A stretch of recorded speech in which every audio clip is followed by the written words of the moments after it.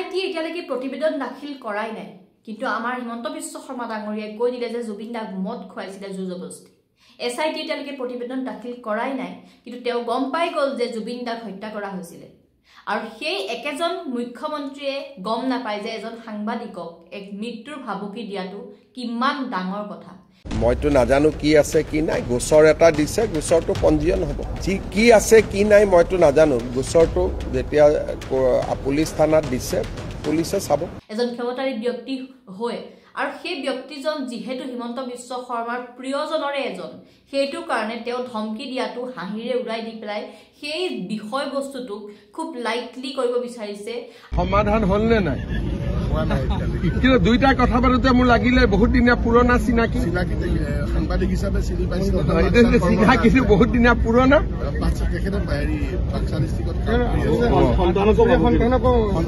সন্তান কি দুইটাৰ দুদিন পিছত আকৌ বন্ধু হৈ যাব যিটো কথাৰ মই সুৰ দেখিলো সেইটোতো তাত শত্ৰুটোৰ চিন নাই কাৰণ তইতো বাবা ফোনটো থৈ কৈছো আকৌ এবাৰ ফোন কৰিম পিছত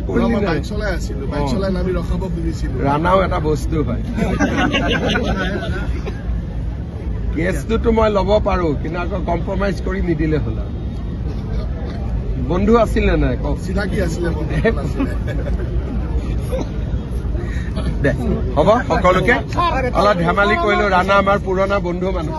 আৰু মানে সিমানখিনি ভবা নাই যে অকল সাংবাদিকজনক নহয় সাংবাদিকজনৰ সেই 8 বছৰীয়া নিষ্পাপ শিশুটোকো টাৰ্গেট কৰিছে মানুহজনে মদৰ জালত মদ খাই নিচাত যিকোনো কথা ক'ব পাৰে নেকি মানুহে য'ত হিতেশ দেৱশৰ্মাই মুকলিকৈ হত্যাৰ ভাবুকি দিছিল সাংবাদিক ডেকাক আনকি ডেকাৰ 8 বছৰীয়া কণমানিটোকো কিবা কৰাৰ ভাবুকি দিছিল বিলাতী খুৰাৰ ৰাগিত মাতাল হৈ থকা হিতেশ দেৱশৰ্মাই তুমি দিগদাৰীত পৰি আছা এটা চোৱা তুমি এইবোৰ কথা কৈ আছা তো এটা তোমাক হঠাৎ তুমি ৰাস্তাৰে গৈ আছা পাছৰ পৰা গাড়ী এখনে তোমাক খুন্দা মাৰি পেলাই তোমাক মেজৰ ইঞ্জুৰি কৰি থৈ গ'ল তোমাৰ কিবা হাত থাকিব নেকি কাক কমপ্লেইন কৰিবা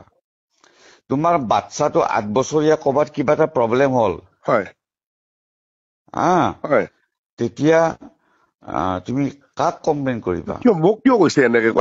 মই কৈ আছো ৰবা ৰাণা মইতো ইমান বোকা নহয় যে বুৰ্বক নহয় না তো তোমালোকৰ চব এক্টিভিটিটো মইতো চাই মই এফেক্টেড আই এম এফেক্টেড সেইকাৰণে মই চাইছো নহলে ঘণ্টা কত কিমান নিউজ ওলাই থাকে মই ক'বাত মানে খবৰ ল'ব যাম নেকি মই এফেক্টেড মোৰ ল'ৰা এফেক্টেড আৰু তোমাৰ চবখিনি ইনফৰমেশ্যন পুলিচৰ হাতত আছে না পুলিচে পাব কেতিয়াবা একশ্যন হ'ব তুমি ৰৈ থাকা বস্তুটো এই কথা মোৰ সবচে বেয়া লাগিল 8 বছৰীয়া ল'ৰা এটা আছে গাড়ী মোৰ সবচে বেয়া লাগিল সেয়া দেখিছে নাই অপেনলি কৈছে তুমি ৰৈ থাকা কেতিয়াবা একশ্যন হ'ব মানে কাইলৈ পৰহিলে যদি এই সাংবাদিকজনৰ কিবা এটা হৈ যায় কোনে ৰিস্ক ল'ব কওকচোন কোনে চাব সেই পৰিয়ালটোক আৰু এনেকুৱা বহুত আগতে উদাহৰণ দেখিছো অসমতে হওক বা ভাৰততে হওক কিমান সাংবাদিকক এনেকে মানে মাৰিছে আৰু তাৰ কোনো চিন চাত নাই বহুতে নাজানে বহুত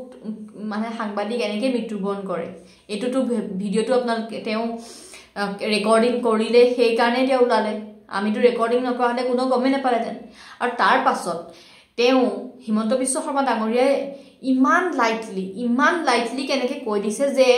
এই আগপাই দেখোন চিনাকি তহঁতৰ সম্পৰ্কবোৰ দেখোন আগপাই চিনাকি নিচিনা লাগিলে মোৰ ভিডিঅ'টো তেনেকুৱা বিশেষ একো নালাগিলে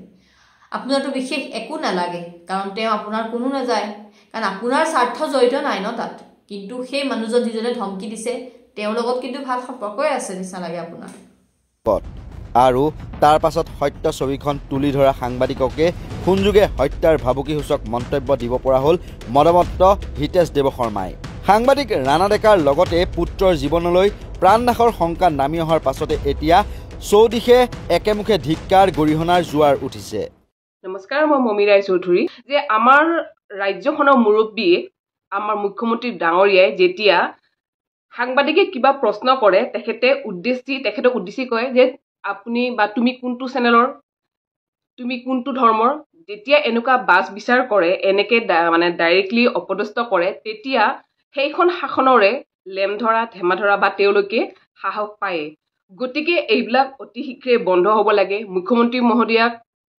দাবী জনাইছো অনুৰোধ জনাইছো এই ক্ষেত্ৰত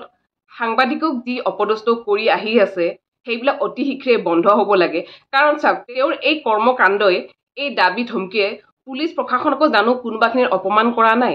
গতিকে আমি ৰাজ্য দলৰ ফালৰ পৰা আমি দাবী জনাইছো অতি শীঘ্ৰেই কঠোৰতম কঠোৰ শাস্তি বা দৃষ্টান্তমূলক শাস্তি হিতেশ দেৱ শইকীয়াক দিব লাগে ইয়াৰ বিপৰীতে হিতেশ দেৱশৰ্মাৰ ক্ষেত্ৰত একেবাৰে নমনীয় হোৱা গ'ল ৰাজ্যৰ মুখ্যমন্ত্ৰী ডক্টৰ হিমন্ত বিশ্ব শৰ্মা আনফালে আকৌ ফটো ভিডিঅ' চাই প্ৰতিবাদকাৰী গ্ৰেপ্তাৰৰ বাবে আৰক্ষীক নিৰ্দেশ দিছিল হিমন্ত বিশ্ব শৰ্মাই কিন্তু তেওঁ এতিয়া একোৱেই নজনা হৈ পৰিল আৰক্ষীলৈ বল ঠেলি তেওঁ হৈ পৰিল নমনীয় মইতো নাজানো কি আছে কি নাই গোচৰ এটা দিছে গোচৰটো পঞ্জীয়ন হ'ব যি কি আছে কি নাই মইতো নাজানো গোচৰটো যেতিয়া পুলিচ থানাত দিছে পুলিচে চাব গুৱাহাটী প্ৰেছ ক্লাবেও হিতেশ দেৱশৰ্মাৰ এই কাণ্ডৰ তীব্ৰ ভাষাৰে নিন্দা কৰাৰ লগতে গ্ৰেপ্তাৰৰ দাবী কৰিছে ইয়াৰ উপৰি এই ঘটনাৰ পাছত ৰাজ্যৰ জ্যেষ্ঠ সাংবাদিক ললিত গগৈয়ে ফেচবুক যোগে প্ৰতিক্ৰিয়া প্ৰকাশ কৰে মুখ্যমন্ত্ৰী হিমন্ত বিশ্ব শৰ্মাই সঘনাই সাংবাদিকক তুচ্ছ তাচ্ছিল্য কৰি অহাৰ সময়ত এই ঘটনাত আচৰিত হ'বলগীয়া একো নাই বুলি তেওঁ দাবী কৰে আজিকালি অসমত এইটোৱে চলি আছে এইটোৱে ট্ৰেণ্ডিং যে মানুহে যিকোনো মন যায় তাকে ক'ব পাৰে আৰু এটা কথা ক'ব বিচাৰোঁ আজিকালি সাংবাদিকে যদি কাৰণ হিমন্ত বিশ্ব শৰ্মাটো মোদীৰে ভক্ত ন গতিকে মোদীটো কেতিয়াও সাংবাদিকৰ সন্মুখটো হোৱাই নাই আজিলৈকে ইমান বছৰ ধৰি